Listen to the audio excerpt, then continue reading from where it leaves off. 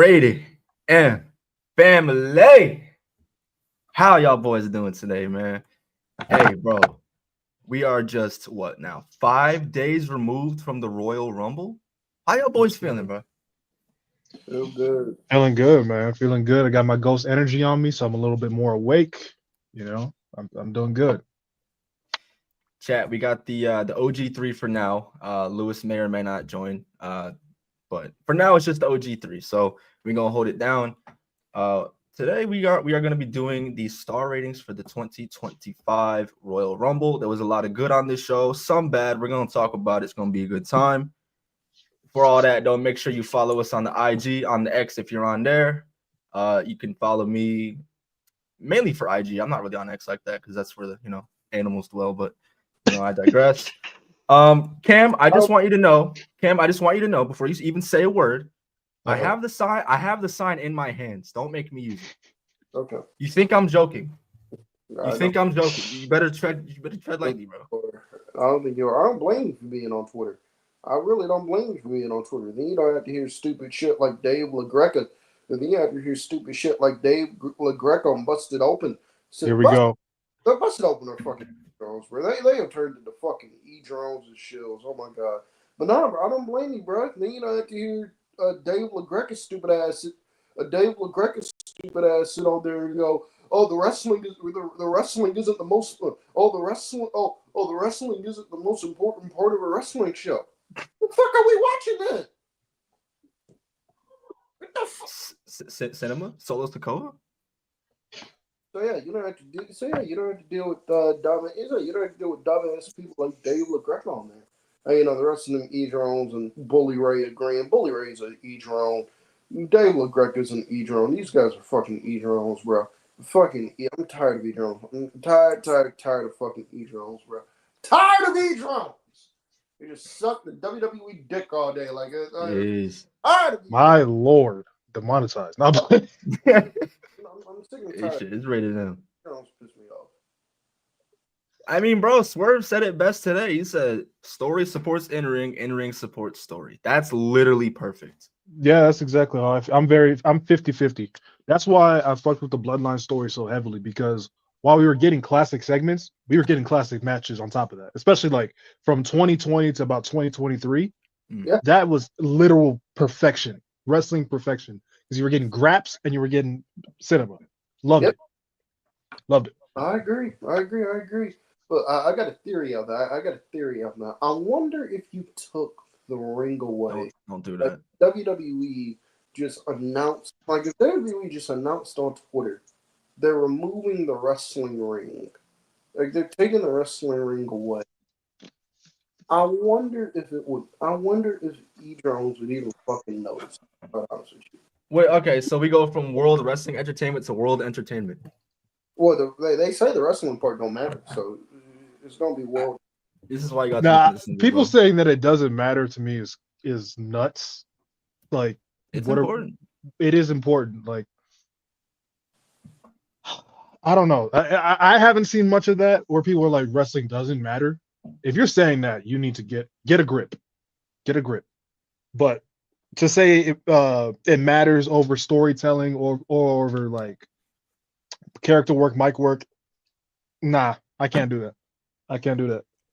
Because if we look at wrestling history and what has drawn people in and what has made people not stop watching, but continue to watch for a long time, it's the stories. It's the stories. Because let's think about this, right?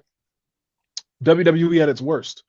In ring wise, specifically 2019, in ring wise, we were still getting pretty good matches. Yeah, it wasn't terrible.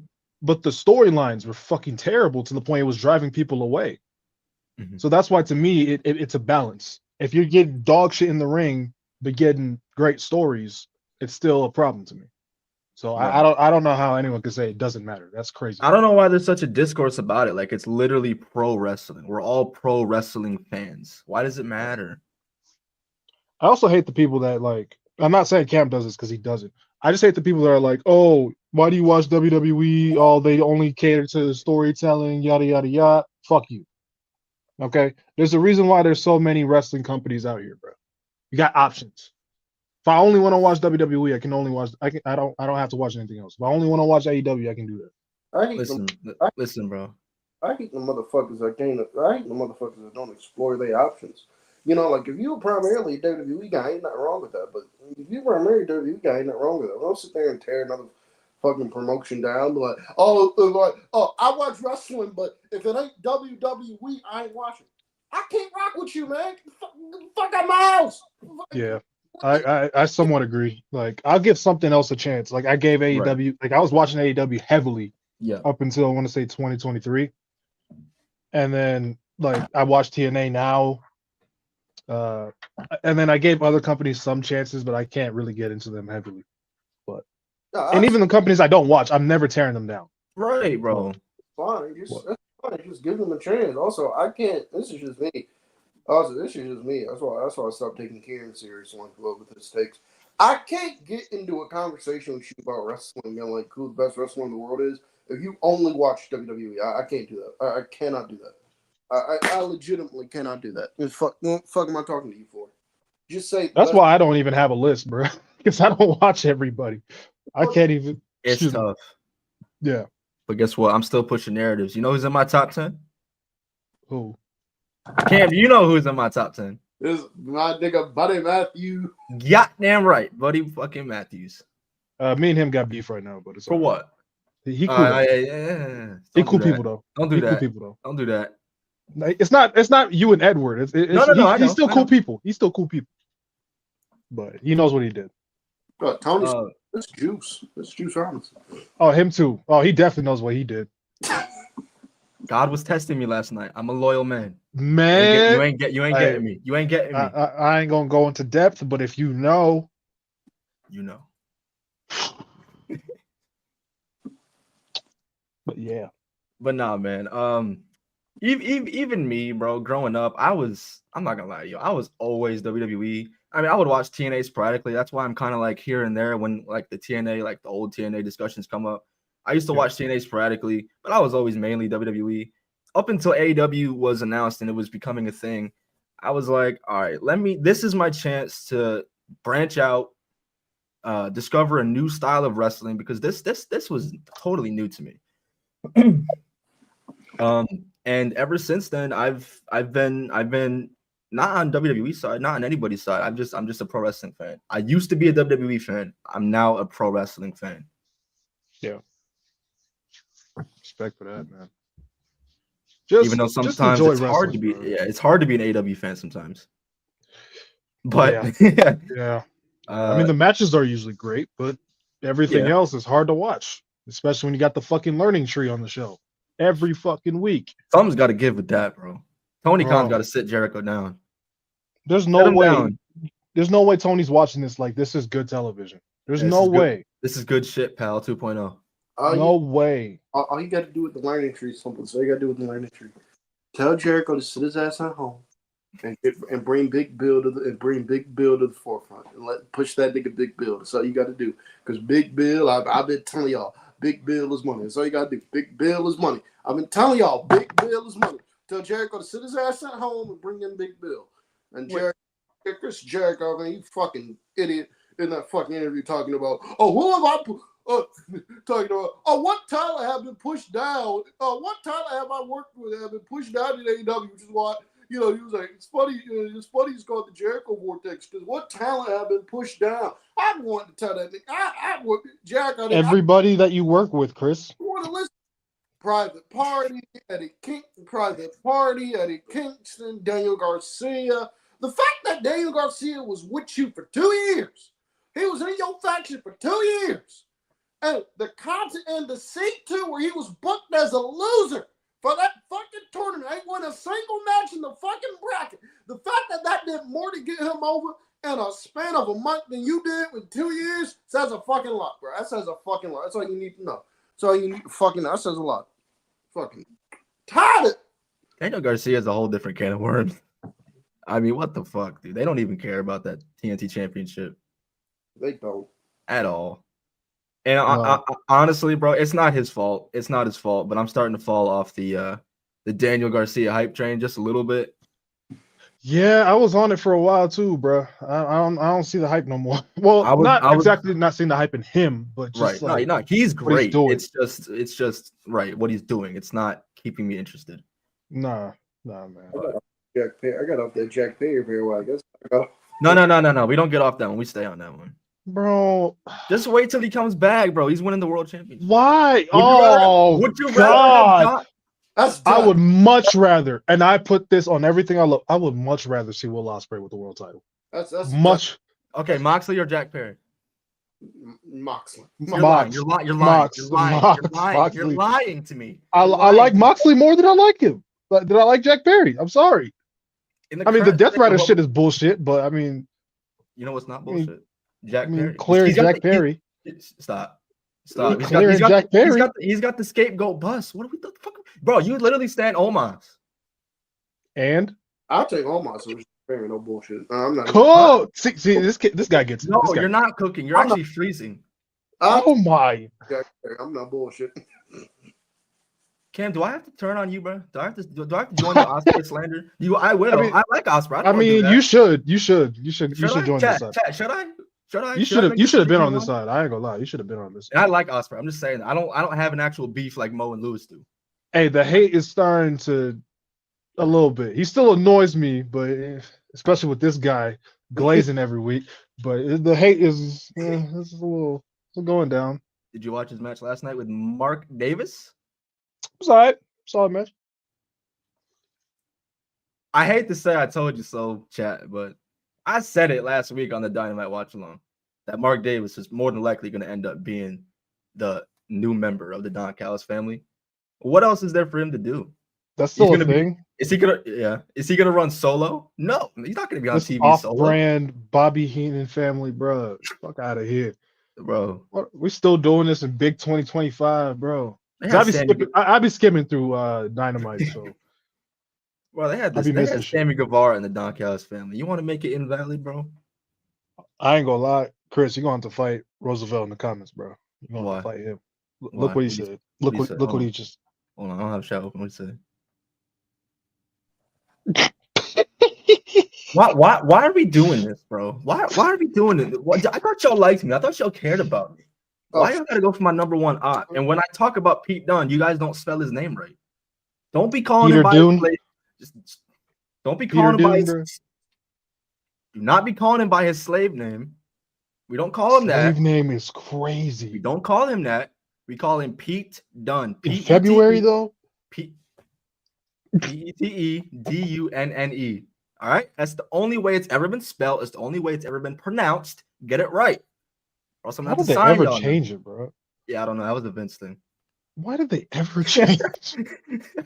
Such an unnecessary change. It was so dumb because the character itself was silly, obviously for kids. But when he got in the ring, it's like Pete Dunne never left. Yeah, that's real. That's real. Oh, shit. There was one more thing. Okay, yeah. So have y'all been seeing like the 2K25 updates and shit? Yes. I'm still waiting on the universe mode update. I would like I have a serious beef. It might be minuscule to some people. Anybody who saw Roman Reigns' entrance this year, the pyro is so off. Everything else is good. Everything else is good, but oh my! And the lighting is good.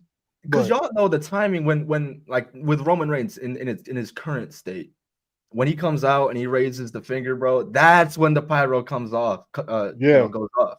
In the game, it literally happens everywhere else besides when he puts the finger up.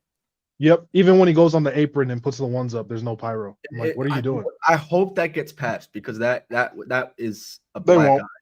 They won't. They had him doing the big dog entrance this entire run as tribal chief in the game. Insane. I don't fucking understand that. I don't fucking understand that at all. Can we get some universe mode updates? Yeah, all we got was promos, and there was one more thing I saw. Gonna be back, but can we get some fucking universe mode update? Did y'all add triple threat feuds like I've been asking for? Do I have to go in and manually add that bitch? Did y'all get rid of random title matches, or do I have to go in and stop that bitch? What y'all gonna do, bro? I'm tired. Oh, that used to fuck me up. I'm tired. So what they changed is they got now where you can you can do Manias night 1 and night 2. That's it. Woo. That's it. That's about it. That and promos. Motherfucker. Woo. I know where my money's going this year. Yeah, I'm gonna be on GM mode if anything. The backstage brawls look lit though. That looks fun as hell. They Bro, added I saw it like it's like a full 365 camera now. Yeah, that's really dope. And they got the overseller. That did y'all see the thing where they had Jacob Fatu hit the Rock in the nuts with the cone? And Bro, Rock's oh my, just leaping all over the place. It was the cone and the giant prime bottle too. Oh my god. Oh god, no, that was funny. That was funny. I'll be added, playing backstage brawls for sure. they added the NXT parking lot, the most dangerous parking lot. No shit, I didn't see that one. Oh yeah, they did. They did. So to me, what it looks like is just a little bit of a facelift from 24. That's what I'm sensing from the game. Not exactly like a generational big step in the right direction like 24 was, I think. But Which I don't have an issue with that. My issue is this. If it's going to be just like a facelift with like some improvements, with like some new features, but it's still like the same shit, same gameplay and all that shit, I need 2K and I need Madden and I need other sports games in general to do this. I would much rather prefer, instead of yearly annual releases, just update the rosters just update the rosters as the year goes on and give us a game every 2 years, every 3 years, instead of the annual releases. Because I'm tired of it being, oh, this is 2K22, but we'll put some new menus, we'll add some new superstars, we'll add this, we'll add that, and then it's the same game. Like, I'm tired of it. If all 25 is going to be is just 24 with some new features, just stop with the yearly releases, and instead, I would much rather than just stop with the yearly releases and just patch and just add people in the game. It makes no sense to me how you do that with NBA 2K, but you don't do that with WWE. I don't understand it at all. NBA 2K20, Lou Dort is not in the base roster. He's not in the game. As the time goes on, Lou Dort is added into the game. I don't understand why they can't do that with WWE. I seriously don't know why y'all can't do that. And if it's a case where y'all want us to pay, take like some NXT stars or whatever, like have Ethan Page, Hope Finn, this and the third, and drop them in a pack. People will pay for it. Like, I don't know. Stop with the annual releases if that's all this game is going to be. I'm much rather them just take their time and we get a game every 2 to 3 years instead of the annual. Just do that's one thing Fight Forever did right. In fact, that's one thing Fight Forever did right. They just added people into the game. Now, granted, you had to pay a whole bunch of money for them. Like, you had to pay $2 for 4 characters. It's fucking ridiculous. But they just added people into the game. Like Adam Copeland. Copeland's in. Sorry, Edge. Edge is in. Who? No. That's not his name. I don't know what you're watching every week. That absolutely is his name. Every week. Cope is like Cope. Cope is Yeah, ever since at least the New Year. Like Cope. Who be watching every week? Me? They added him into the game. That's all I want. It's not a flex. Start doing that. Start adding people into the game. No, I hear you on that, bro. I mean, look, I agree with you. If they're gonna do not do annual releases, they maybe need a new name. Maybe not call it 2K25. Maybe bring back SmackDown versus Raw, or I never even thought about that. Yeah. Or call it or give it names like No Mercy, or names right. Fully Loaded, or whatever the fuck you want to do. But just don't name it Fully Loaded. Listen, you want to get the Gooners out there. Don't name it Fully Loaded and smack Bailey on there. You are crazy. But I digress. Back to business. But Cam did cook on that. I'll give him that for sure. He did. For sure. But overall, yeah, the game looks solid. I'm definitely going to be locking in on that. Which version you paying for, though? Because your boy got diapers to buy. I'll probably buy a deluxe edition. I don't think I'm gonna buy the Bloodline cover. I mean, then again, I don't know if this is just my Xbox, and after this we can dive into the segments. I don't know if my Xbox is the only one that does this. But even when I buy the deluxe or the whatever the other cover is, right? I always get the base cover is what I see. It's always okay, so it's not just me. Okay. I hate that.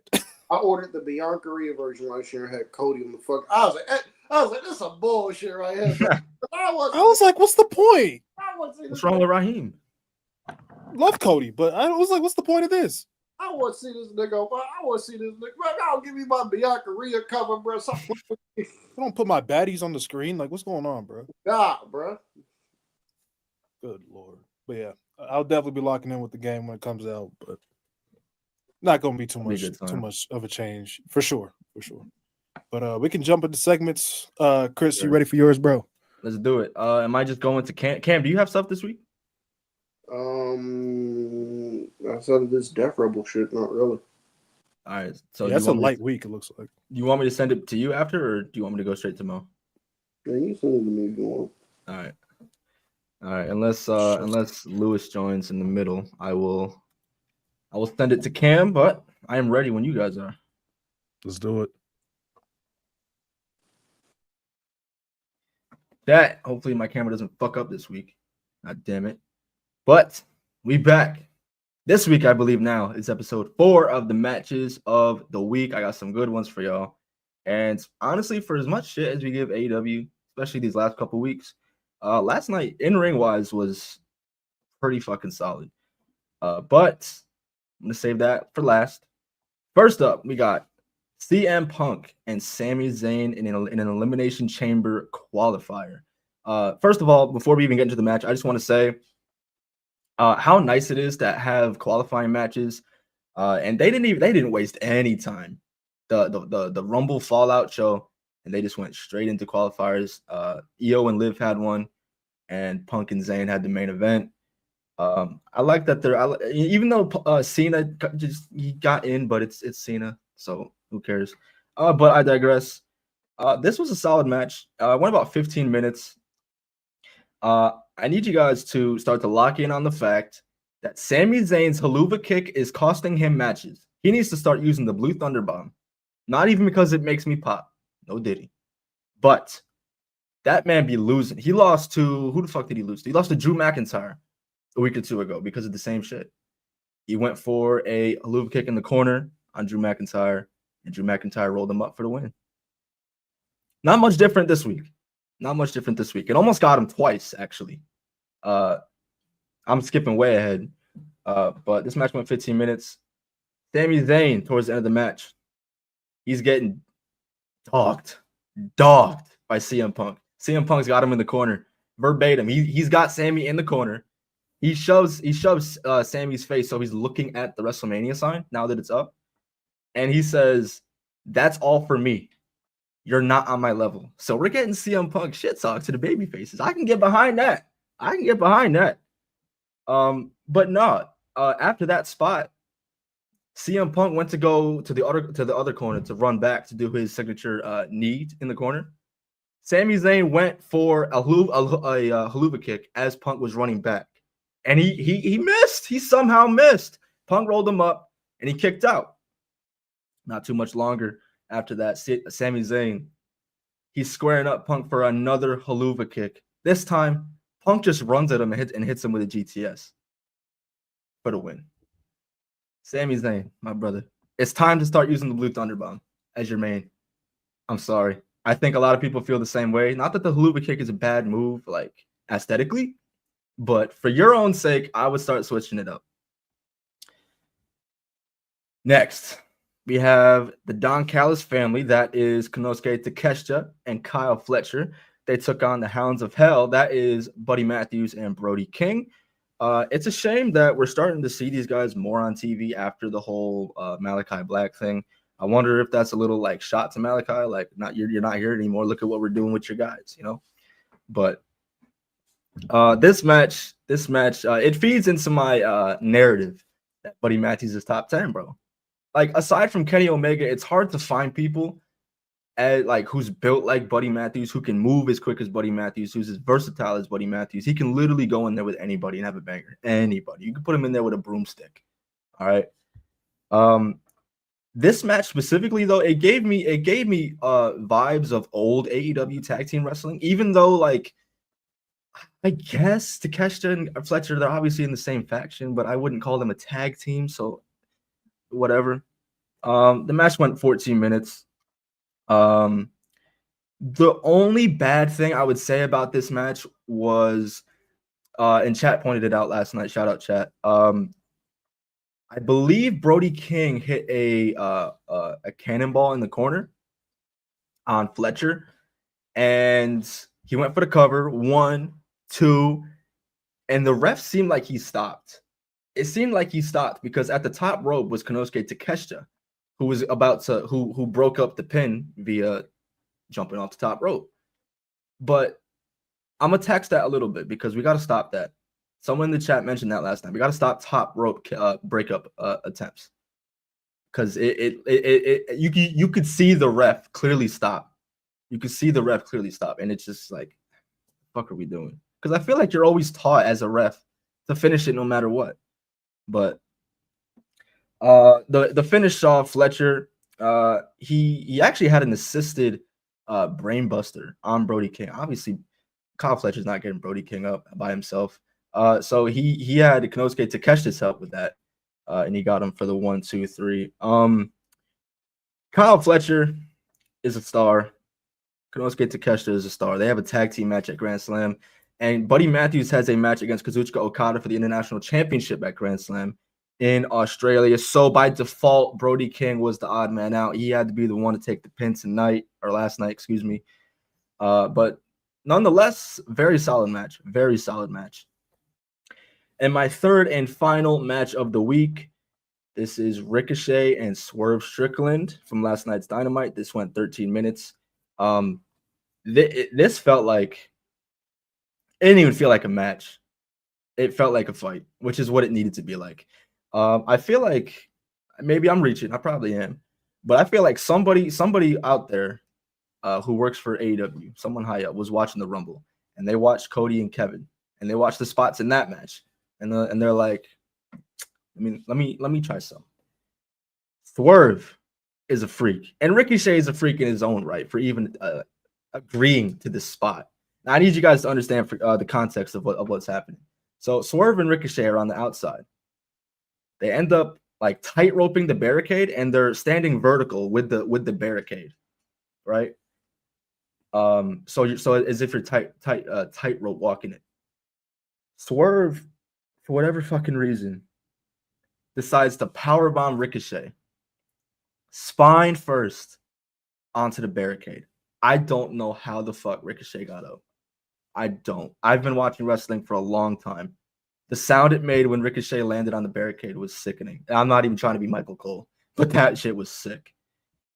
There was a spot in this match. I've never seen this before. All you like hardcores out there, maybe you've seen it in Lucha Underground. Swerve attempted a move. It started out in a powerbomb position, but it finished in a World's Strongest Slam. You got to watch the match to know what I'm talking about. Swerve hit a house call, then a Swerve stomp. Ricochet kicked out. Not too much longer, Swerve connected with a second house call, and he attempted another Swerve stomp. But in an effort to protect himself, Ricochet inadvertently low blows Swerve. It looked like he was protecting himself, and he just got him in the balls. And he wins with a hidden blade instead of the very obvious blade. Shout out Matt Thunder. So for a match that went 13 minutes, for a story that deserves a match like this, for a Dynamite, very enjoyable watch. Very enjoyable watch. And speaking of enjoyable, Ricochet has been very enjoyable in the last couple of weeks as a heel. He's embracing the heel character, and it's been working. I need to see more, but we're in the right direction. But chat, that's all I got for y'all this week. I'm gonna send it off to Cam. Hopefully he's ready. I'll see y'all in a bit. Okay, so let's get into this news here while we are here. So we have some news. Starting off with some breaking news that just broke about 30 minutes before the podcast. Mercedes Moné is wrestling on the indie scene for the first time since 2011. Mercedes Moné is going to House of Glory. March 15th is going to House of Glory. Mercedes Moné is going to House of Glory March 15th. Her opponent has not been announced yet, but she will be wrestling on that show. So if you live in New York, I would go. House of Glory is great, minus the fucking idiot they have on commentary, and JD from NY. The rest of them are, other than that, House of Glory is a great promotion. So I would recommend checking that out if you are in the New York area. WWE talent are not happy with Def Rebel. WWE talent are not happy with Def Rebel, according to a report on Fightful. Numerous fans have pointed out their frustration with in an article posted to the website. They say numerous fans pointed out their frustration within the WWE music production group with the theme songs remaining unidentifiable for many talent during the Royal Rumble matches. A number of talent in WWE that Fightful had spoken to have felt the same way. We indicated in the past that no talent that Fightful spoke to with interacted with Def Rebel producers for their input on songs. Beyond that, we're told by talent that several have expressed unhappiness with the quality of their theme songs and have made attempts to get their previous themes back. Very few people on the roster are happy with Def Rebel. And for Def Rebel, it has not been said when their contract is expiring, but Def Rebel has to go. Def Rebel has to fucking go. These theme songs are so fucking terrible. It is awful. Def Rebel has to fucking go. Def Rebel has to fucking go. Also, some reports. Alexa Bliss has signed with Paradigm. That I believe Paradigm is a talent agency. All people part of Paradigm on the WWE roster include Tiffany Stratton, Jade Cargill, CM Punk, and now Alexa Bliss can join that group. So shout out to her. The current plans for Alexa Bliss are for her to be on the SmackDown brand. So, or for her to be on the SmackDown plans. So, it is for her to be on the SmackDown brand. So that's really all the news I have for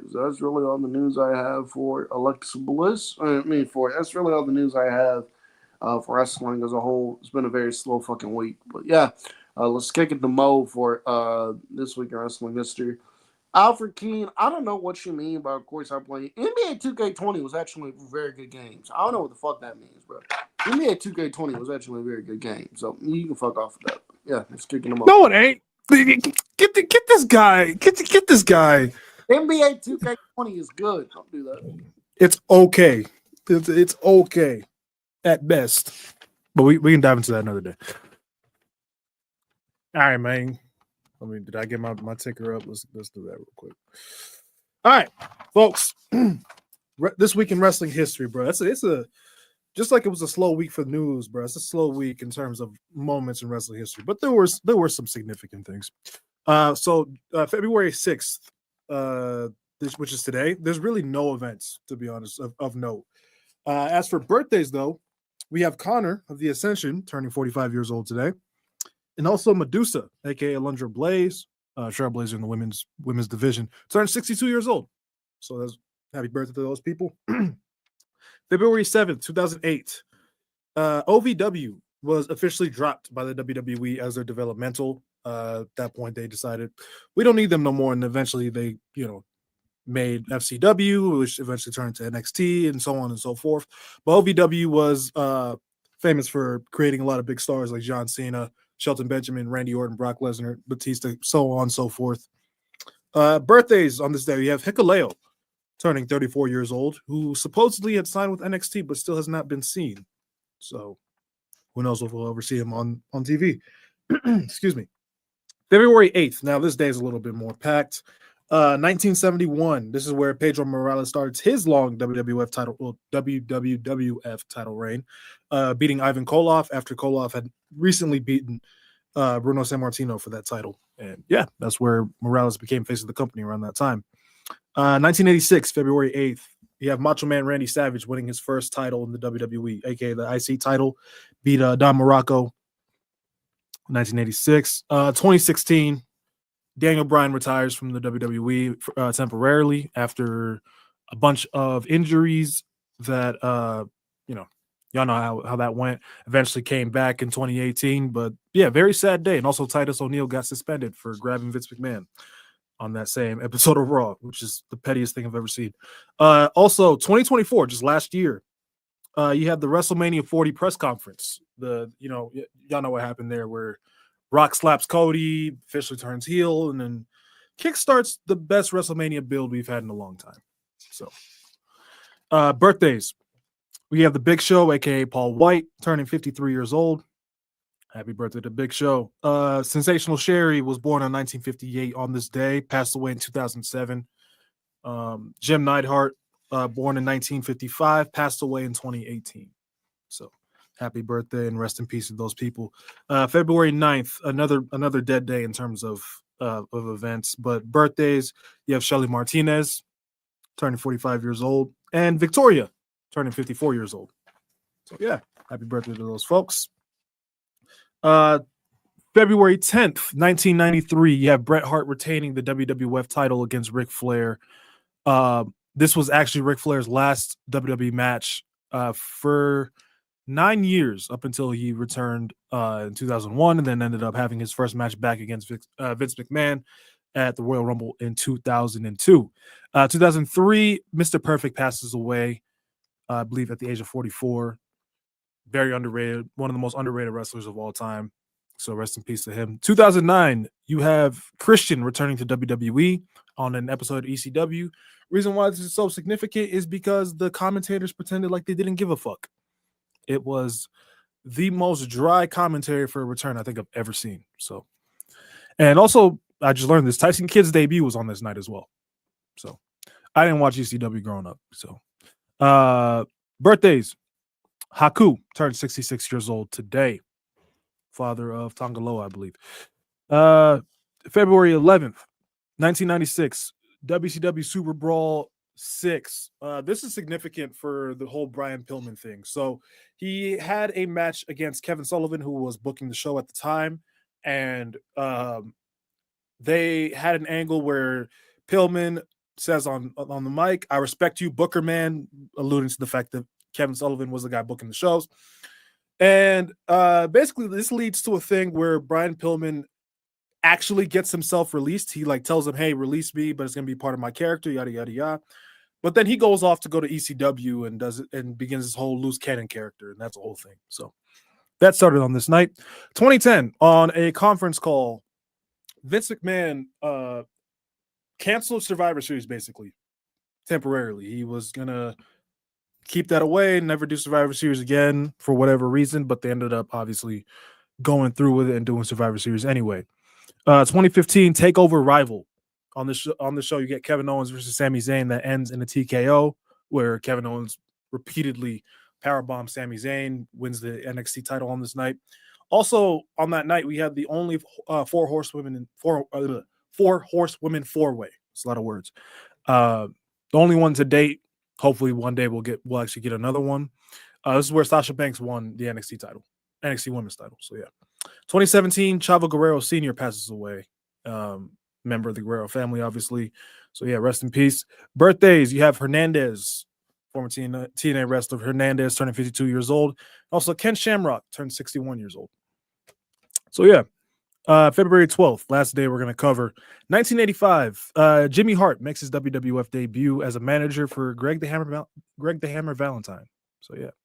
2017, Elimination Chamber 2017 on this day. This is where Bray Wyatt won his first WWE title in one of the greatest Elimination Chamber matches of all time. This is the first night that they added the padded chamber and all that. So yeah. 2019, former WWF champion Pedro Morales passes away. So yeah, rest in peace to him.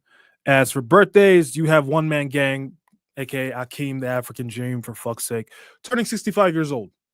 So that's it for this week in wrestling history. And now we can get into the match ratings, bro. Joseph, I don't know what you're on, bro. 2K20 was not that bad. NBA 2K20 was not that bad. It's not bad. I just feel like it gets gas for nostalgia because it was nostalgia, yeah. Because we couldn't go outside, and that's all we could really do for real. So people have given it this credit that it doesn't really deserve. Man, I don't know who wasn't staying up till like 7 in the morning. Morning playing 2K, bro. I was doing that shit almost nightly.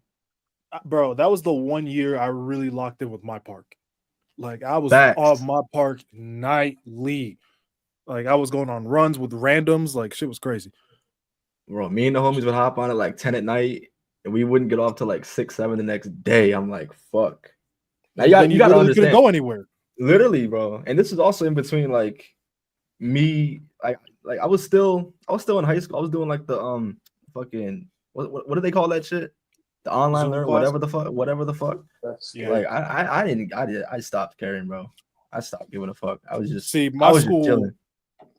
the good thing about my school at that point, because that was my senior year, they're like, this will not affect if you don't do the class, it's not going to affect your grades. If you do the work, it will put your grades up. And I had straight A's, so I was just like, bye, bye. I ain't doing that shit. Hell no. What am I gonna raise it to an A plus? I'm cool. Bye.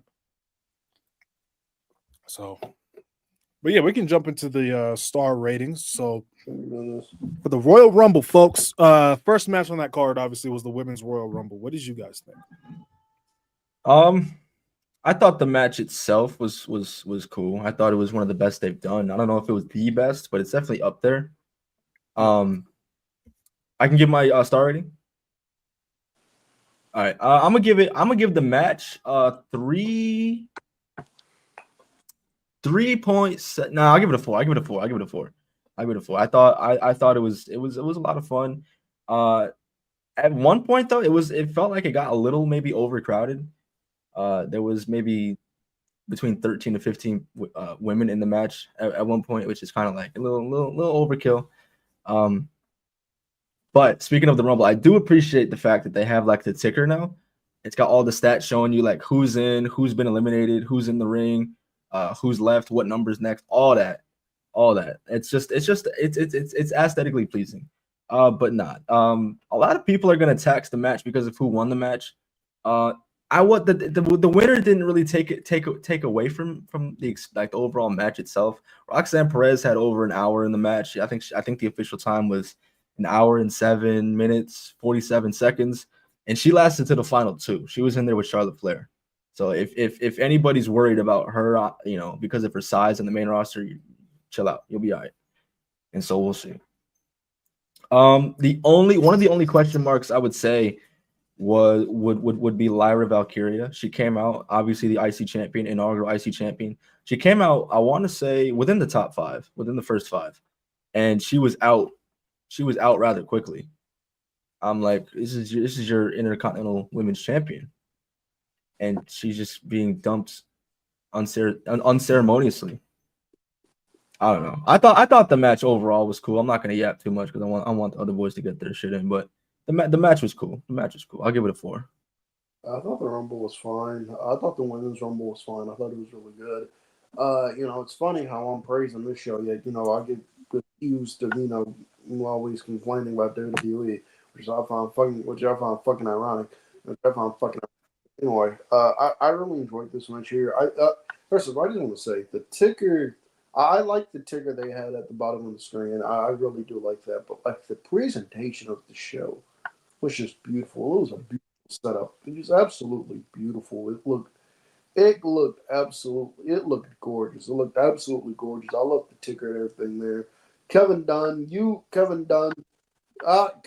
man. Kevin Dunn, you held this WWE production back decades, man. Decades. You held WWE production back decades, bro. Because this was incredible. This was fucking incredible. But for the Women's Rumble, I'm going to give it 4 stars. I enjoyed it. For the Women's, I enjoyed it. I thought it had just enough surprises in there. With the overall talent and everything here to really make it work.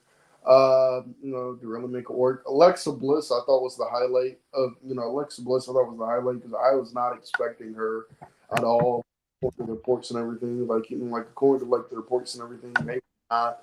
WWE and Alexa Bliss were not eye to eye on a new contract to sign the fair, but WWE and Alexa Bliss, I guess they worked it out. I guess they obviously worked out whatever contract issues they had, and she came back. Very excited to see her back. I'm very excited that she's back. I've been a very big fan. But the Rumble, watching the Rumble, it was very obvious that Def Rebel got to go. Like that, watching the Rumble was just very obvious. The fact that I watch this show on a weekly basis, and I could only name 10 women's theme songs who I knew. Yeah, Def Rebel has to go. They have to go. But overall, I thought this was a really good match. I thought this was a really good Rumble. I think this is the second best Women's Rumble they've done. I don't think this is better than 2021, but I think the second best they've done. I'll give it 4 stars. Yeah, I'm in agreement with y'all. 4 stars. The Rumble itself was very solid. I think it dragged in the middle when they had PFC as the big op everyone had to go through, which they just have no heat. You know, like I do appreciate like that heel that's dominating the middle of the Rumble, but they have nothing. I should have been Nia Jax. Yeah, and I do not like the spot where Nia eliminated everybody. I don't either. Like Awful. it just eliminated so many contenders and just made it blatantly obvious who was winning the Rumble. Awful. At the end. I did not like that part, but I mean, it made Nia look good, but it made everyone else look weak as hell. Like Bianca was out, Io was out. Who else was out by that point? Stephanie. Yeah.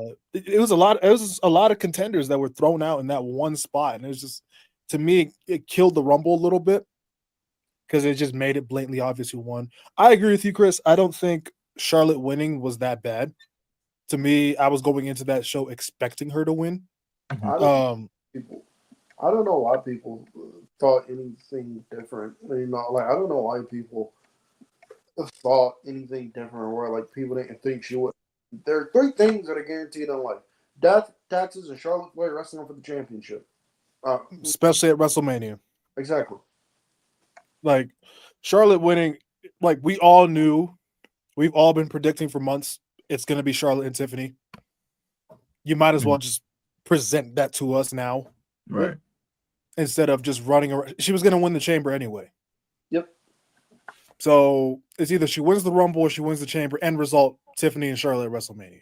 Yep. There's not really much for me to complain about there. Would I have liked someone else to have won that Rumble? For sure. Sure. For sure. It to me, I don't know. There's a part of me that feels like it was kind of too soon to have our second or like our first 2-time women's Rumble winner. Yeah, I was thinking about that a little bit too. But if it was gonna be anybody, it was gonna be Charlotte Flair. So we might as well just get that out the way. Hey, bro, if there's a first attached to anything, you know Charlotte Flair is gonna be right there. Yeah. Exactly. When they had the first women's WrestleMania main event, they just had to put Charlotte's name attached to it. Had to do it. The people mad about AJ Lee not being here. Y'all, Get over it. Get over it. Get over it. Y'all need to stop getting y'all hopes up. Like y'all really need to stop getting y'all hopes. Y'all really need to stop. Y'all really just need to let it. Y'all really just need to let it go, bro. Stop getting your hopes up and just let it go. The woman is not coming back. The woman is not coming back. She doesn't have any interest in coming back. That woman is happy at home. That woman is happy at home, retired. Let her stay retired, please. Let it be, man. It's like it's getting worse than CM Punk in the late 2010s with people. It's getting bad. She ain't got no interest in coming back. Just let it be, bro. If you don't want to, like I saw people complaining, saying that this Rumble was deflating because she didn't come out. I'm like, I don't know why there was no expectation for her to come out. There was no build. There was no nothing. There nothing. Was no there was no tease. There was nothing. Just because you put your own expectations too high, right, doesn't mean Triple H failed at his job.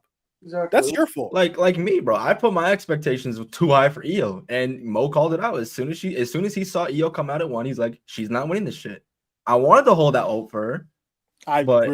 When I was hoping I was like, okay, maybe, but the fact that they just did it with Rhea, 2 years ago, I was like, they don't do the winner from number 1 often, so I don't know. Right. Also with AJ, if y'all want AJ Lee to come back, if y'all really want her back in WWE, ask 2K to put her in the video game. That's all I gotta say. Ask 2K. That I would love. That I would love. Put her in the game. I seriously man. I seriously think that'll make the money. Instead of them recycling the same pre-order bonuses each year, where we get the Undertaker on the version of we get this Undertaker on like this version of Raw. I'm like, we get like the Dead Man, like instead of them like recycling every year, instead of recycling every year, get AJ Lee as the pre-order card. Get AJ Lee as pre-order bonus. I'm telling y'all. If you get as the pre-order bonus, people will buy that again. That shit might sell out. That shit is gonna do crazy. You get AJ Lee as the thing is with that though, if they do that, that's when people are going to start the rumors again. Oh, she could come back again. Because every time they do the pre-order bonus for somebody, they end up returning. Like Sting. Well, that was a debut, but you get what I mean. Goldberg. Who else? Like there were some pre-order bonuses that led to returns. And if you put that in people's heads, it's gonna start again, which people let it go. That's how I thought Punk was going to return to WWE. Like I told Esco, like when WWE working on like their new games or whatever, I told him, I was like, I think Punk's gonna be like the cover star. He's like, what you mean? I'm like, he's like, what you mean? I'm like, we saw Punk on WWE backstage and like a court, and like apparently they've had talks. I can see 2K going like, well, they've already had talks, right? Punk, you want to be the cover star? You want to be a pre-order bonus, and that's gonna open the door for him to get in. I thought they were gonna do that with Punk, but yep. I thought it was going to be the cover this year. I'll be honest. he should have been the cover star this year. But maybe next year. Well, we didn't get AJ Lee, but at number 30, we did get Nikki Bella. There were a lot of people, a lot of mixed emotions on that one. I didn't really care. I still don't know if it was a one-off or if she really wants to do this. if it was a one-off, I don't see any issue with it. If she's coming back on weekly television, it don't bother me. I don't really care. I think we should be done with the Bellas, to be quite honest with you. But they do have a fan base on the Bellas. But the Bellas, they still have a large fan base, and the Bellas still make a lot of money. And we all know that's all WWE really care about. At the end of the day, is money. The Bellas can still make WWE a lot of money. So come back on a full-time run. I really don't care. If it was a one-off, I don't care. If she's coming back full-time, I don't care. Just know, WWE, they care about money. And the Bellas twins, love them or hate them, they are still a draw for WWE. They're still a draw. So, well, all I'm going to say... Go ahead. And just because you may not want to see them doesn't mean everyone else doesn't want to see them. Right. People have to remember that. Because you can't just like discredit the reaction she got when she came out. Obviously, like it's a shock factor because it's been a while since she's been here, but that reaction. I saw her coming anyway. I saw her. I didn't expect her to be number 30. If I had the pin, I would have swapped her and Alexa. But I saw her coming. Right. If it really was a one-off to give that to a number 30, that it's a little crazy to me. But yeah, I mean, hey, some people really got upset that she was 30, and I'm like, y'all have to remember, number 30 wasn't always this surprise number that y'all have painted in y'all's minds that it has to be. Like John Cena was like the first surprise number 30. Right. He was the first one to really do that. So now that has painted in people's minds that number 30 has to be this big shock of a name or like this big return. It doesn't have to be that all the time. Also, my one criticism with the Rumble, my one criticism with the Women's Rumble, and I love her. I do. I love her. I do. And I will never complain about her coming back because I love her. I do. I think she's great. But the annual Trish Stratus Rumble return, that is kind of getting old. And they've done it a few times now. And it's unfortunate because WWE, they don't really have a lot of like female legends that can like come back and will get a reaction. Trish Stratus is one of those names. Again, I love Trish Stratus. I don't have an issue with her. That woman does not age. That woman is almost 50 years old, and she is still fine as hell, and she can still go in the ring if y'all need her to go. She can still go in the ring if you need her to go. So I don't have an issue with Trish Stratus. I really don't. But the annual spot of her returning each year is kind of getting old. If she would have been down to do it, I would have put Mickie James in here. I think Mickie would have got a great pop. But they don't really have a lot of legends that, a lot of female legends that people care about that they want to see. So it's usually we either get Trish Stratus, we get Lita, or we get Michelle McCool. I hate that they did Victoria in 2021 because Victoria coming out now. Yeah, with no crowd, like Victoria coming out now will get a pop. Get a huge pop. Huge pop, but hey, it's unfortunate. We couldn't do shit about that. I just feel bad for Shotzi, bro, because she lost her spot to Alexa Bliss. Like if Trish wasn't in that match, she could have had that spot. Like I know we're not, Shotzi super fans, but I feel bad, bro. She was all set to go, and then she lost her spot. Like that's fucked up. For PFC, you could have took out PFC, bro. I don't give a fuck. You could have left Sonya at home. In there. You could have left Sonya at home, bro. Shotzi, didn't even have I'd to much tell her rather the see show was happening. Shotzi. Much rather see Shotzi than Sonya, bro. Fuck that. But yeah, Rumble overall, I guess we agree 4 stars. 4 stars. Next match, DIY versus Motor City Machine Guns for the tag team titles. Go ahead, Oh Chris. my goodness. I'm giving this match 3 stars. I was heavily disappointed, more so in Triple H actually over anybody, because if you've been following the watch alongs, we talk about this almost exclusively. Tag team wrestling on PLEs in WWE has been non-existent since WrestleMania 40, and the first tag team title match we have since then in a 2 out of 3 falls match. I don't know the exact number, but it went under 20 minutes for 2 out of 3 falls. And one of those falls came in the first 5 minutes. I don't know. A combination of the crowd not really giving a fuck and just the falls happening at weird times. I don't know. If they let them go out there and do their thing 20-25 minutes, nobody would have complained. I wouldn't have complained. But for the match, for the 4 guys that we had in there, I don't blame them. They did their best. I'm happy for Shelly, Sabin, Ciampa, Gargano to be able to get that kind of spot on a big 4 in front of over 60,000 people. But I feel like this was definitely a whiff. I feel like they fumbled their time management with this one. I felt like they should have gone a little longer, especially it being 2 out of 3 falls. I don't know how you can really argue against it, having 2 out of 3 falls and have it go that quick. But Cam, what you think, bro? I'm gonna let Mo cook. I'm gonna let Mo cook it for a minute. Yeah. I agree. It was a bit of a disappointment. I'd say 3 stars out of 5 as well. The match wasn't bad from an in-ring standpoint, Right. excuse me, but when you have a crowd like that, I've said it before, wrestling crowds can make or break a match. They really can. Like if the crowd's not into it, it's hard for me as the fan at home to get into it as well. The last 5 minutes though were really, really good. Really good near falls here and there. The in-ring work throughout the match was good. I do agree it should have went a little bit longer for 2 out of 3 falls. But then again, without that crowd, even then, it probably wouldn't have saved the match too much.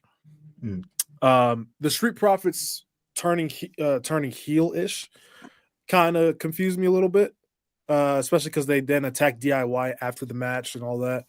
We'll see how that progresses. I think that will probably lead to a ladder match at WrestleMania, which is fine by me. Fatal 4-way tag team match, that's fine by me. But yeah, I had some issues with this. I'm giving this 2 stars. Again, it's something to do with the talent in the ring, because the talent in there, they're capable. Because the talent in there, they can give you. I'm very confident. If this was a regular tag team match or like a 2 out of 3 falls match with like a longer time limit, I guarantee you this would have been 4 to 5 stars.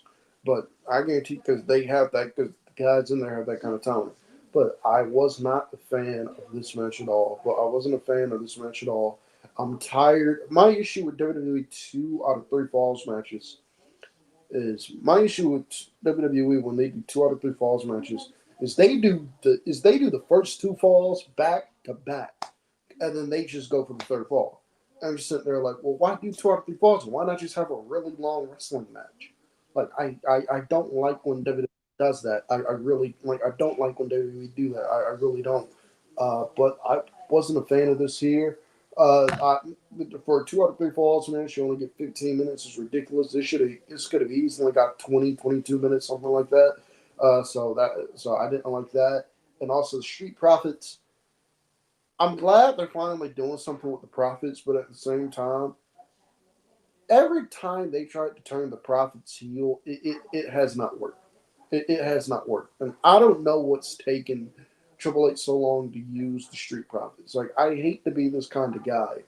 The Street Profits were booked better under Vince McMahon than they had in Triple H. Cook more. They've been booked much, much better. They were booked much better under Vince McMahon than they were Triple H. And I don't. Oh, fuck having them up. I think his shit was bugging. Oh, all right. You could just stall until he comes back. All right, and I don't. All right, and I don't understand why. All right, and I don't understand why WWE continue to try to turn the Street Profits heel because it does not work. Like people do not want to boo the Street Profits. They tried it. The first time they tried it with Bobby Lashley, and they tried it with Lashley. I could tell watching the show, this shit is not going to work because people do not want to boo Bobby Lashley. They don't want to boo him, especially in WWE. They don't want to boo him. They want to cheer him. So that's not going to work. That's why that heel turn lasted like a month before WWE just went, well, let's turn him back babyface. Because that didn't work. I don't think this run is going to work either. If the Street Profits are going heel, which I hope they're not, but if they're going heel, I don't think it's going to work. Stop trying to turn the Profits heel. It does not work. It doesn't work. I mean, they could do a thing where they're not heels, but they're just more edgy. Right. I think that's where they should lean towards. Give them, because the Profits do need some sort of a shot in the arm. Yes. They need something because there was a point they were coming out and getting no reaction. So they need something. And maybe just a tweak in character, maybe not a full turn, is what can help them. Would you maybe put someone with him, like a heater or someone? Would that help, or would that just be like putting a hat on a hat?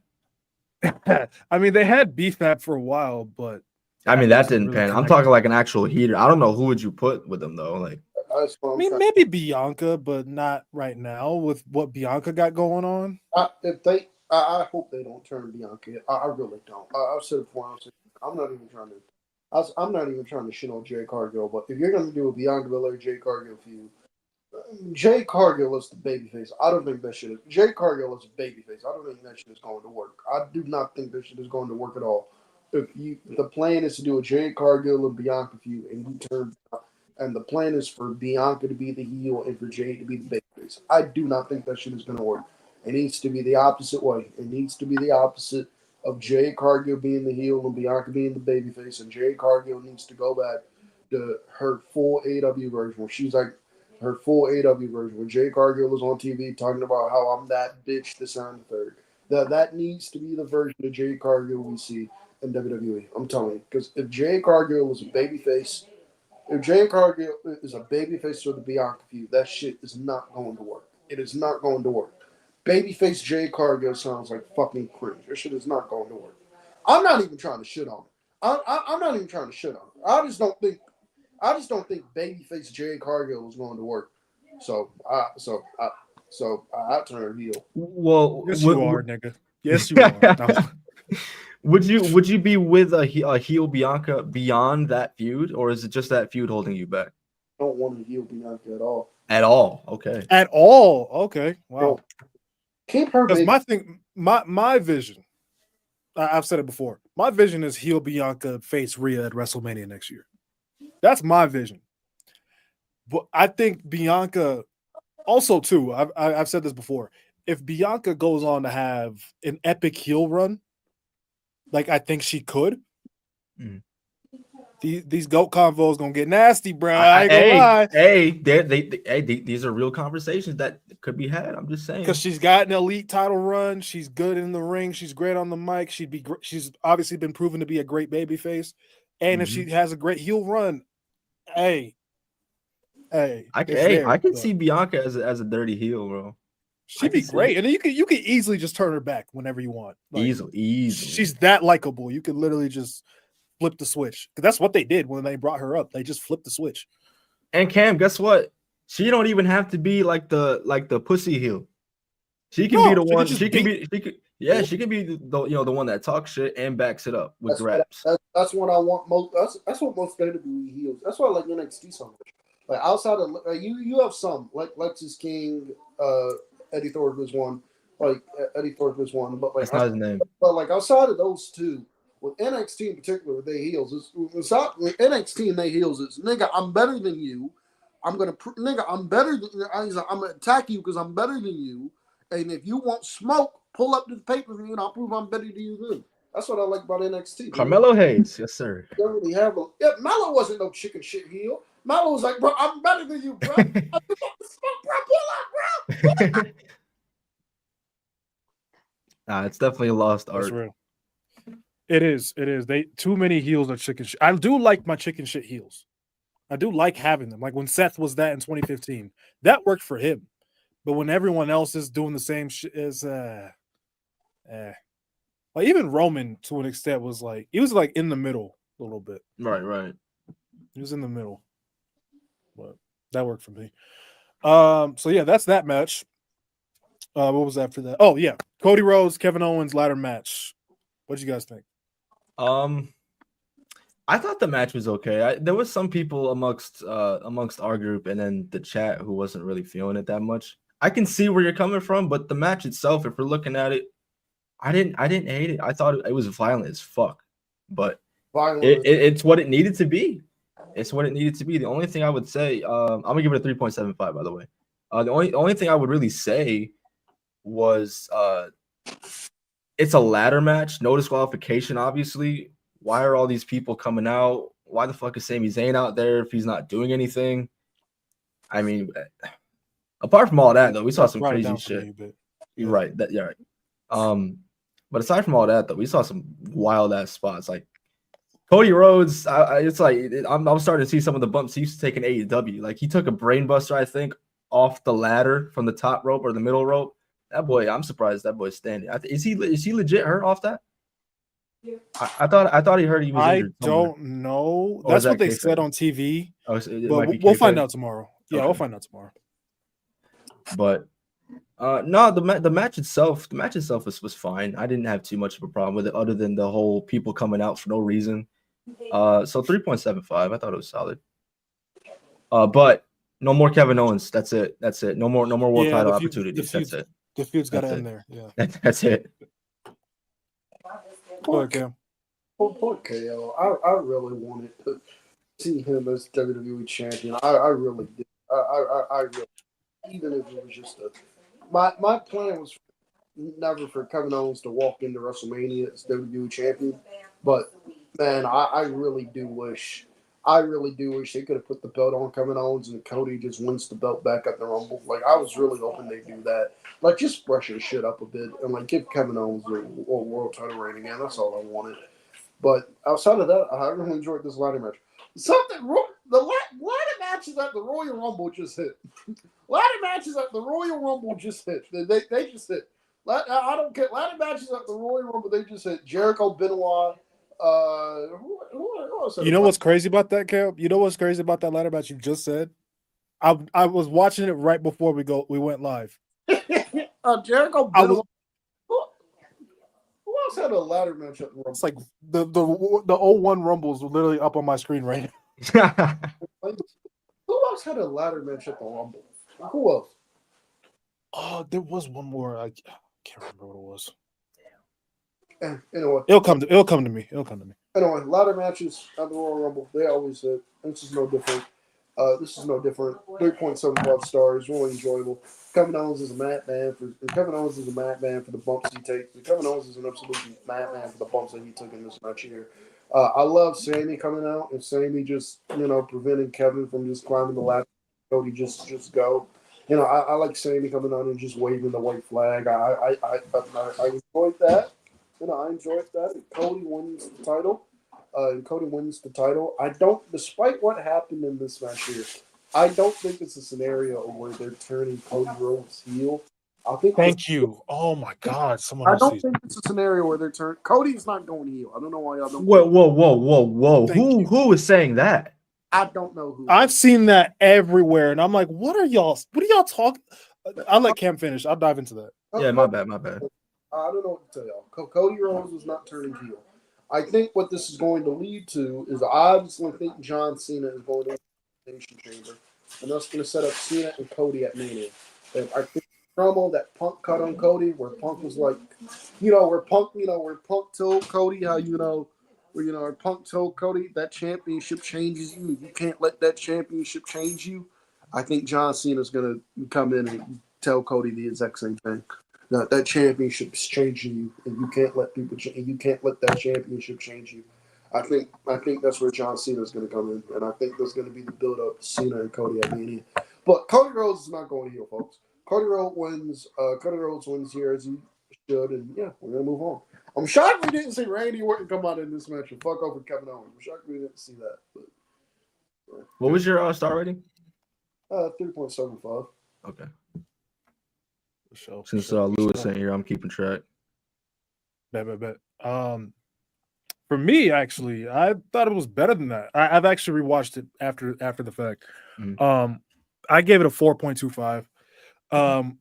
I brought it down a bit because of the little segment where the refs and doctors were in the ring. I was like, okay, look, it's a ladder match. What are we doing? Watch out. But overall, this match was what it needed to be. Right. It was a brawl. It was violent. Like Cody, to me, what I liked about what he was doing, to me, he was showing some character, some layers to his character. For me, it was like I don't like the goody two shoes all the time character. Cody to me as a character is fine, but like when he has an edge towards a guy that's been fucking with him for months, of course he's gonna tee off. Of course he's gonna go off on this motherfucker and beat the shit out of him. That's not Mhm. to me a heel turn. It's not a heel. He's beating his ass in a match you're supposed to beat his ass. That's not a heel turn, folks. Like when John Cena at Judgment Day 2005 Just thinking about that, bro. hit JBL, that's not a heel turn. He's just beating the shit out of the guy that's been fucking with him for months. So that layer to Cody's character, I feel like a lot of people, like Cam brought up, a lot of people want the Cody heel turn so bad that they're trying to find any little. It's like the damn Loch Ness monster. They'll try to find any kind of bit of evidence that they can find to see that it's happening. I don't see Cody Rhodes turning heel anytime soon. Doesn't need to. This may or may not age well, but there's no point. Why? For what? What the crowd hasn't turned on him. He's nothing needs to change for Cody right now. Nothing. Right. Maybe lose the title soon, maybe, but that's about it. That's it. So I don't know where people are seeing the Cody heel turn at. I don't think we need it anytime soon. When we get it, cool, but I'm not rushing for it at all. There's no reason for it if he's gonna pull out this edge. If when he gets to this point in a feud, there's no need for it. Just stop being a goody two shoes. When he comes out in the like the American Nightmare apparel, that means he's not, he means business. When he comes out in the suit, he's just frolicking He's just around. chilling. Yeah, he's just big chilling, bro. That's what I like. I like a baby face with layers that can go to the extra mile when he needs to. It doesn't mean he has to turn heel. He doesn't have to. He could. He doesn't have to. He would kill it either way. Absolutely. But he doesn't need to. It's not needed. It's not needed. They don't need to rush it. If they wanted to, they could make it a slow burn. But they're making a lot of money off of Cody Rhodes. Not that they wouldn't as a heel, but you get what I mean. Exactly. Plus, SmackDown would be depleted of top baby faces if he turns heel right now. Roman's not on TV. You'd be left with who? LA Knight and Damian Priest? Yeah, that's not enough. Not enough. No. Not enough. So, yeah, 4.25 on my end. Last match, Men's Royal Rumble. What did you guys think? I know there's a lot of talking points in this one. Yeah, there's definitely. Oh my goodness, there is. I'm gonna give this one a 4.5. 4.5 out of 5. I like the fact that they gave Penta number 2. Rey Mysterio got 1. It was a little awkward because I think we all saw it. Penta technically touched the ground and it was just brushed, but he gets a pass because it's his first one. But I thought the placement of the entrance were done well. They didn't wait too long with Roman Reigns. They had guys like Chad Gable, Santos Escobar get their shit in before the big stars came out. I think it definitely picked up. Not that it was bad before, but it definitely picked up once Jacob Fatu came in the match. I believe he came out either 12 or 14. You said what? My demon came in there. My demon came in there. Business picked up. That is a demon right there, folks. He said, "Somebody pick this shit up." That's a demon right there, folks. Yara mean. Continue. Oh no, but Roman Reigns, I believe, came out at 16. That is when shit picked up. Then you had Cena come out, you had Punk come out, and you had Rollins come out. It's like, all right, then now shit is starting to fall into place. there was a shot in this match. I think you guys might know what I'm talking about when Seth's reeling, he's reeling, and Cody and not Cody, Roman Reigns is in the corner, and you can see them like focusing in and out. That felt like a fucking movie, bro. Like you could just feel like the tension building up. Yeah, Seth Rollins is about to turn around. They're about to have that face off. So just great shit there. I don't remember seeing anything. Maybe you guys can correct me. Was there anything with Punk and Cena directly? No, I don't think so. So maybe that was a small L, but again, it's not to say that they won't cross paths in the future. I think they should. I think it'd be cool. Money in the Bank. Yeah, Cook. I don't know why people are so upset about Logan Paul coming out at 30. I mean, you knew at that point, everybody knew. What did y'all come out at 20? What the fuck did y'all want? 29 other men had already come out, and Logan Paul wasn't there yet, and he was announced for the Rumble, and y'all were expecting somebody else. Who did y'all want at number 30? Who did y'all want at number 30? Is my question. People have to stop with this. Oh, number 30 has to be a big star. Right, yes. Has to be a legend. It has to be something. No, it's not always been that. I gave up on that shit in like 2018 when they had Ziggler. 2009, goddamn it. No, but I'm just saying, like 30 isn't just like some like surprise entry. It's just another number in the Rumble, bro. Thank you. For number 30, bro, they gave number 30 to R-Truth one year because R-Truth and Carmelo won the Mixed Match Challenge. Like, come on now. Fuck. Like, nobody cares, bro. Like, I don't know why people take that to heart. That number 30 has to be this shock. No. Stop. And they're never going to replicate John Cena in 2008 ever again. So just no. We can't do that. Unless it's not happening. I mean, they had the chance with Cody, but they didn't. Unless it's some shit we just not expecting. Like, unless it's some shit we not expecting. Like Jon Moxley leaves AEW and he comes out as number 30 for the Rumble. That shit ain't happen. Unless it's something like that. Shit ain't happen. Speaking of that, this is going to be a long time before we get a big surprise like that again, like a CM Punk type of return again. Right, it's going to be a long time. Yeah. I can't believe it's already been damn near 4 years since he came back. Just the wrestling period. That was my 19th birthday. It's been a great 4 years. Damn, that's a hell of a gift. Yep. But now we haven't even gotten to the meat of the fucking meal yet, bro. Oh yeah. I going into the match, I had CM Punk winning it. I thought he could have used it. I'm not mad that he didn't win it. But there are a lot of people who are mad about who did win. Ended up being Cena and Jey Uso in the final two. I'm going to be completely honest. I was saying it as a joke. The week leading into the Rumble, I was fucking with Lewis. I was like, "Yo, Lewis, you ready for Jey Uso to win the Rumble?" I was joking. I gave this man zero chance. So you did this. I did. This is my fault. I gave Jey Uso zero chance. This is why I gotta learn to shut the fuck up. Yep. I didn't think John Cena was about to AA Jey Uso out of the fucking ring, like they were teasing. But when I tell you, my heart sank when Jey pushed Cena off the rope, off the apron, and won. Not even like I wasn't feeling like mad, like I was like shock, pure shock. And this is WWE, Triple H finally having some balls because they're safe. A lot of these PLEs, they're safe a lot of the time. Now they're actually they're finally doing something different. They're finally taking a risk with Jey Uso, who's probably one of the most, if not the most over babyface that they have right now. Not if most. He's the most over babyface in the company. The most over babyface in the company. And people are mad that he won the Royal Rumble.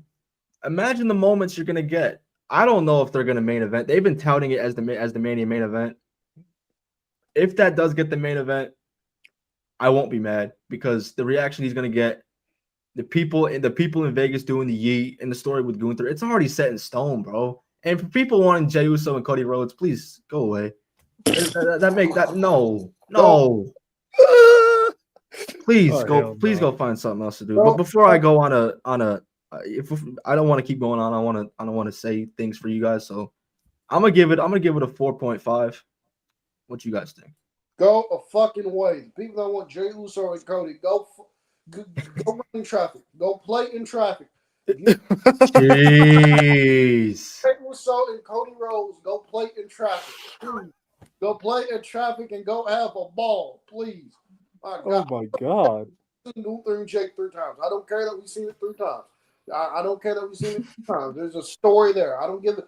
We could have seen this shit 500 times. I don't care. There's a story there to be told with Gunther and Jay. If you want Jay and Cody, respectfully please go play in traffic. But please go play in traffic. But no, this Rumble was. I thought this was a very enjoyable Rumble. I thought it was a very enjoyable Rumble. This was here. Very enjoyable. I think this has an argument to be the most star-studded Rumble ever. You just look at the star power in it. Like even over, this might overtake 92 in terms of star power. Like 92 had Undertaker, Hogan. 92 had Undertaker, Hogan, Flair. I think Brett, Savage, Jake. Like 92 was fucking elite. It's close, bro. This Rumble here had Roman, Cena, Punk, Seth, Ray, Logan Paul. Maybe it wasn't. And I show speed as well. Shut up. Maybe it wasn't. That I mean, was I'm great. just saying, That bro. was great. That was I love enjoyable. that. I'm just saying, bro. I like the speed Kenny on it. I like the speed Kenny on it. I like the speed Kenny on the Rumble. I like how the first 13 entrants in the Rumble was all grabs. Yes, I'm considering Otis because Otis is grabs. I don't care what y'all say. I like how the first 13 minutes of the Rumble was all fucking grabs, and then Miz had to come out and fuck it up. Miz came out and fucked it up. I said, "Come on, man, we had grabs." I said, "Man, this was an all grabs Rumble." The Miz came out. Whoa! Watch your mouth about the Miz. Watch your tone when you talk about Mr. Graps. I love Miz, but he ain't got Mr. Graps is crazy. Mr. Graps is crazy. Hold on. Miz, but he ain't got grabs in 2025. You got to stop this, bro. In 2025. Okay, all right. I'm with you. 2018, sure. 2018. All right. No. You see this guy pulling off springboard hurricane riders, bro. He's got grats, bro. This is the shit you pop for when Osprey does too. it. PWG Miz. Hey, 2018 Miz was in his Duffy, bro. I ain't gonna lie. Hey. Oh my This is God. bad, man. Yeah. I thought this is very enjoyable. A couple criticism I have from this match. One, I think Obafemi should have been in this match here. I think you should have had either Obafemi or Trick in there. And I'm not even a Trick Williams fan, but Trick Williams is over. So I think you should have had Trick or Obafemi in here. I did not like how they used Joe Hendry at all. Like the fact that the TNA World Champion didn't even last 10 minutes. I can give him 10 minutes. I think he lasted 3 minutes. 5 minutes. 5 minutes. Have that man go 10. He's the TNA World Champion. Y'all couldn't give him 10. So I didn't like that. I didn't like that. I think Joe Hendry should have lasted 10 minutes. But outside of that, I thought it was good. I thought the Roman elimination was very well done. I'm shocked he wasn't. And I'm shocked Roman wasn't in the Final Four, but I thought the Roman elimination was very well done. But I thought the Roman elimination was very well done. And then with Seth Rollins snapping, I really enjoyed that. Came down to Jey Uso and John Cena. Uso beating Cena. That shocked me. That shocked the hell out of me.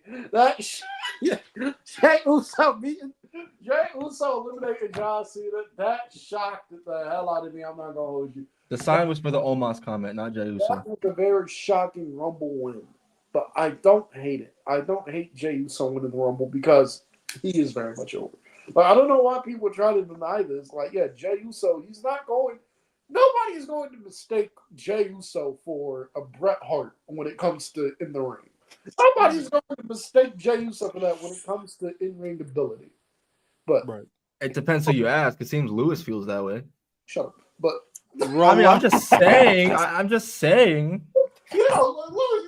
Lewis is trolling. You know he ain't serious. But Jey Uso is over. Sometimes I wonder. Sometimes I do too. But he's over. Oh, by the way, let me explain this. DJ Storms, you fucking moron. Fucking Oh, hell. brother. Fuck him. You fucking moron. Because you baited me into this. You fucking moron. LA Knight is not more over than Jey Uso, okay? He is not. What? He said that? Chris, I'm not even lying, bro. Somebody post because let's go. He was doing a back and forth with somebody. He was doing a back and forth with somebody, and I got roped in. And somebody, because he's not happy that Jey Uso won the Rumble. Who fucking who? And then and then somebody responded under the tweet.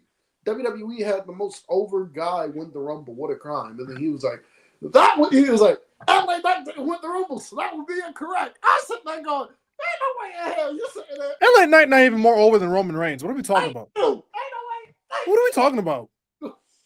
Oh Lord, Which is crazy to say in 2025. oh Lord, Anyway, Lord, trying to make my head hurt. But no, Jey Uso winning, I didn't have an issue with it. I thought Cena was going to win here, but I didn't have an issue with Jey winning.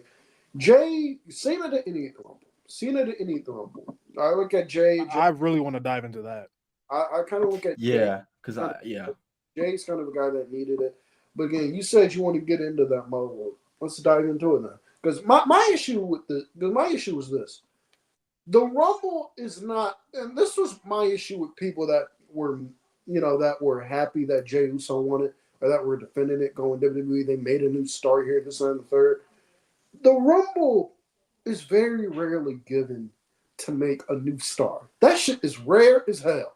Look at the history of the Rumble. That shit is rare as hell. Yokozuna is an example. Yokozuna is an example. Batista is an example. Drew McIntyre is an example. You see how spaced out those are? Yes. You see how spaced out those are? Yes. Right. Oscar, kind of. I can't even give you Sheamus, because Sheamus was already a multi-time world champion by the time he won the Rumble. So I can't even give you Sheamus. Like, bro, the Rumble is not made for making new stars. It made Del Rio. As great as that theory is, the Rumble is not made for new stars, bro. It's not. The Rumble is made for your top main event guys. And Jey Uso, top guy. No, go fuck yourself, bro. And Jey Uso won the Rumble, but I didn't. The winning was fine. I agree. For me, I thought this Rumble genuinely was one of the best of all time. Maybe bottom half of the 10, definitely top 15 all time. I gave this a 4.5 star. This Rumble was really enjoyable. I thought it was paced really well. I think it was structured really well. The moments in there were really great. Like the Roman and Seth's standoff was fantastic. The opening 12 of just graps was fantastic. The I Show Speed spot, it didn't take up too much time. It didn't hurt nobody else's momentum. Too many times they use celebrities and it kind of takes away from what they're doing in WWE. But that worked for me personally, what they did with Speed. Jey Uso winning, I think we can dive into as a group because there's a lot to say about that. But this Rumble to me was very, very well put together. The final 3 was surprising. I knew Logan Paul was not winning the Royal Rumble. I don't know why if anyone out there believed that he was going to face Gunther at WrestleMania, get it together. That was not going to happen. Don't believe the dirt sheets. Mm-mm. But Jey and Cena was very tense. I like that about final 2s, when you just don't know. The fact that Jey made the final 2 really made me consider they just might do this. Mm-hmm. They just might do this. I didn't think Cena was my pick. Cena was my pick to win the match. But looking at it, there are many reasons I don't think he should have won the match, nor do I think he should win the Chamber. I'll dive into that after. But yeah, fantastic Royal Rumble, one of the best ever. 4.5. 4.5. One of the spots. Sorry, go ahead. Go for it. No, go ahead. I was just one of the spots that I completely missed was after.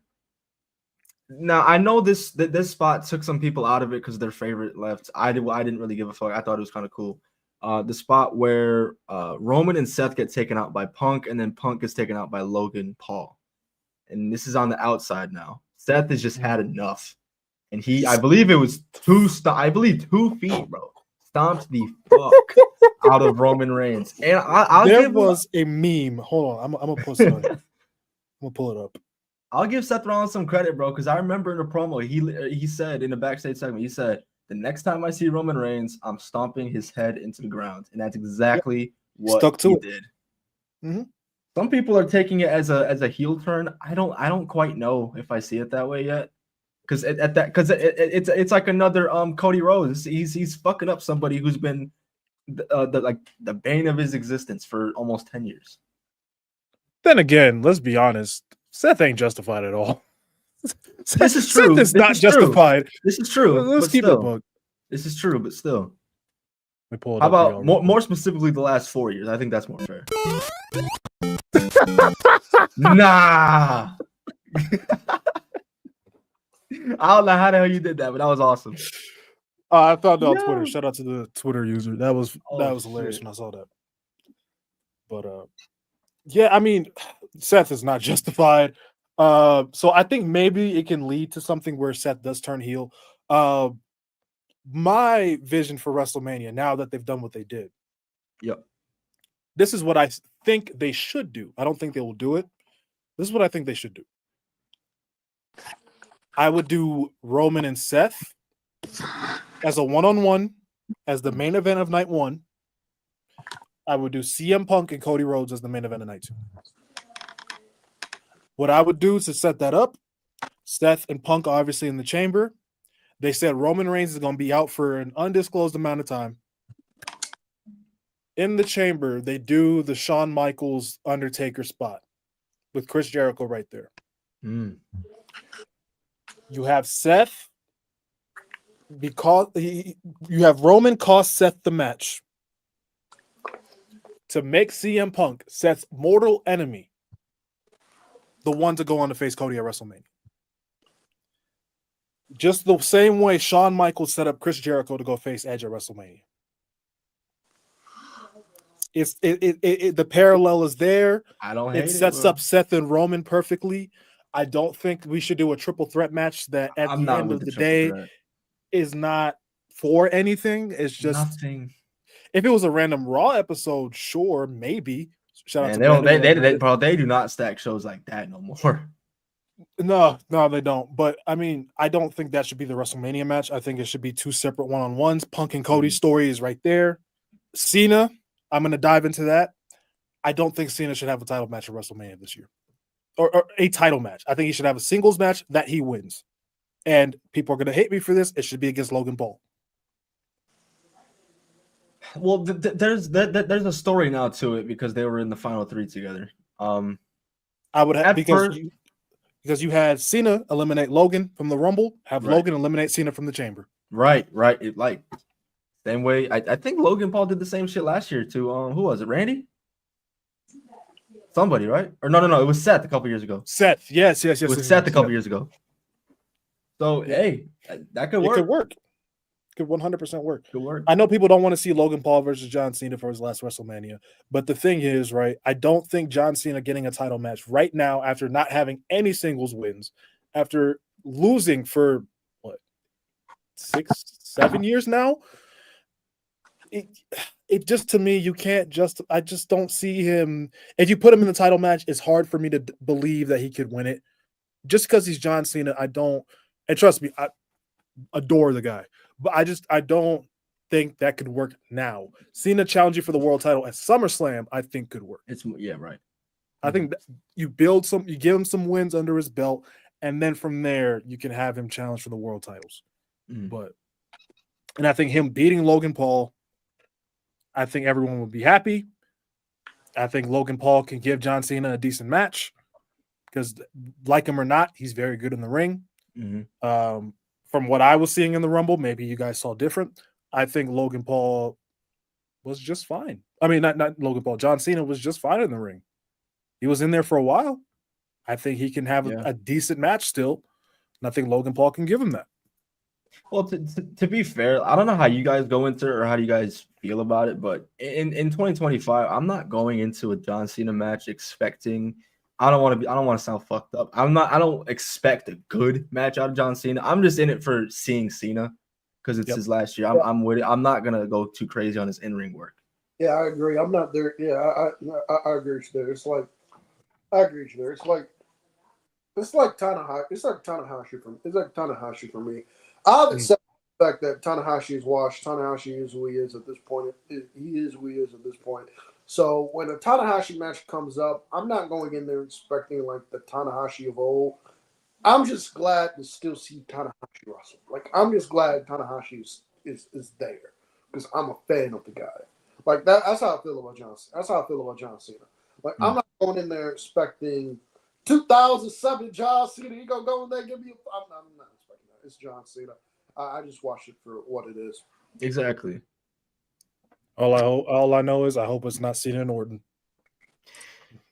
At Mania, I hope to God it's not that match. I don't really want to see it. There's nothing there. I'm for me over to, it. Yeah, bro. I mean, I don't. I mean, if you want to talk about nostalgia, Kate, bro, that is. The matches weren't good in their primes. That's all I'm gonna say. The regular singles matches weren't good in their primes. If people don't chill out and just do Kevin and Randy at Mania, I mean, it's probably gonna be Kevin and Sammy now. It's probably gonna be that. I mean, thought they could about do that that at the Chamber. That's what I was gonna say too, because that was my first thought. I was like, Kevin and Sammy's the Mania match, and then someone said, well, they could do it at the Chamber because they're in Canada. I was like, right, fuck, okay. So, and plus, they've already had the Mania match, and then if you have exactly. Randy Orton come back, you can't really. I mean, right. Which, by the way, I'm surprised he wasn't at the ladder match, but him not, going after Kevin Owens would be kind of weird. Exactly. So I think you do the Kevin Owens, Sami Zayn match, maybe even have Randy Orton cost Kevin Owens at the Chamber, and then there you go. That's your Mania match.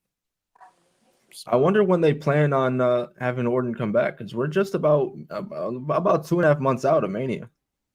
Probably the Chamber. Which is crazy to say. Yeah, I'll be with it. Is it just me though? And probably people are gonna look at this and be like, "Mo, it's too early." I'm not feeling the Mania hype this year like I was the last couple years. I think it's because there's so much uncertainty around what's going on and what's going maybe. Yeah, last year there was a lot of visions of what was going on. Like you could already see what's happening. This year, right. I'm very confused. More so, like there's people like I don't even know where they fall on the card. Like me, if I had the pen, I would book Drew and Roman. I think that story's there. But to other people, Drew McIntyre, where does he fit? Where does he fit? I hear the rumor is him and Damian Priest. It's not a knock on Damian Priest. I promise it's not. But it's like Drew McIntyre is so above that, especially if they're not fighting for a championship. Yeah, exactly. I'm okay. Let Mania. It's like. I mean, they could also do Cody, Drew, Punk, triple threat. They could. They could. I don't know. There's so many different people for Cody to fight. Cena, Drew, Roman, Punk. I mean, people want to see Roman still. That's one thing I hate about Mania. This happens every year with Mania. Excuse me, because this happens every year at Mania. It's always a top star in the company that just feels kind of just thrown together because they don't really have anything to do for them. Like we saw that with Seth going into 38, where Seth going into 38, where Seth didn't really have anything to do. Thankfully, Cody came back, but like Seth didn't, because if Cody didn't come back, I don't know what the hell you do with Seth Rollins on that show. But like, thankfully, Cody came back. But it's like we see this a couple times. Seth Rollins, Drew McIntyre going in 38. It's like, what does he do? So like we get like these lackluster like kind of things here. I think that's the same thing happening here. Well, like the obvious Mania matches are because Drew, he's not wrestling Gunther and he's not wrestling Cody. So it's just you already did Drew and Punk. You're not doing Drew and Seth again. Roman, Roman has to be on the show. So it's just what do you do? I don't know if I see a scenario where Punk and Seth aren't in a match together in any capacity, whether it's one-on-one or if it's part of a triple threat. I can't see it. If it's not Seth and Punk in some capacity, I don't know what Seth does, unless I'm missing something. It's very confusing. That's why I'm kind of glued to the screen right now. I'm not glued to it in terms of hype. I'm just glued to the screen in terms of trying to figure out what they're going to do, which I mean isn't a bad thing. We don't always have to know everything. I think a lot of times we know what's going to happen, so it's easier for us to get hyped for what we see coming. But this is a year we really don't know, and that's good. I don't have a problem with that. Yeah, it's not too bad. I'm just for me yet. I think it will come, but right now I'm not feeling the hype for Mania just yet. But I feel like it will come. It's too early. It's too early. for me Facts. to really say. I feel like we're gonna come back to this conversation and be like, yeah, it delivered. It's there again, yeah. I mean, we've had 2 Triple H WrestleManias, and both of them are top 5. So, hey, I wouldn't be shocked if this one is too. And that's not even recency bias. That's just facts. Hey, I'm the type to protect the old shit, but these last 2 years, man. If someone was to tell me, for example, WrestleMania 40 is the greatest WrestleMania of all time, I still got 17, but I'm not looking at you crazy. Like, it's fucking great. Better than 40, by the way. Huh? I agree. I agree. Yeah. I agree. Cam, I guarantee you 27's in your top 5. It's actually not. I promise you it's not. Why you lying? You're lying during Black History Month. You be caping for 27, so I don't know, Cam. A lot. I don't know. That's like a what? That's like a what? 2-match show? 3-match show. At best. You want me to give you my? You want me to name you my top 5 real quick? Yes, please. He's got to lie. 17, 19, 21, 39, 40. That's probably 17, my list 19, too. 29, 39, 40. Yeah, that's solid. I would have 31 in there, personally. I hate to swallow this pill, but I've had to shove 31 out. Really? Oh, because of the last 2 years. Yeah. It was top 4 for me for a long time. I had to move it out. I think I would say, not in any order, I would say 17, 21, 31, 39, and honestly, bro, probably 24. 24 that has the top 5 case. I agree with that. Definitely agree. I told y'all last night I was going to try and put together my WrestleMania best to worst list. I'm still struggling, bro. This shit is hard. This list is difficult, dog. Oh my god. Especially ranking all 40 now. It's like I know my top 7. No, top 8, but then after that it gets like I had changed a lot. Like if I still had my sheet that I did it on, there's so many like X's and so many changes I had to make, but I'll get it together by the end of this month. I'll get it together. But I plan to do a bunch of big Mania lists throughout the year, so throughout the season. So I think that's it. I think that's everything we got for this week. Yeah, unless there's anything else you guys want to dive into. Oh, okay. Lewis isn't here. Sexy isn't here because I was going to tell him this, but I said this last night. So let me look in this camera right here. I'm serious when I say this because y'all not going to disrespect my man like this. Y'all not going to disrespect my man like this. I'm going to look in this camera right here. I hate that Lewis isn't here because if Lewis is here, I'd be telling his ass right now. Let me go ahead. Let me look. Glasses off. Okay. Let me look in this camera when I say this. Should I take mine off too?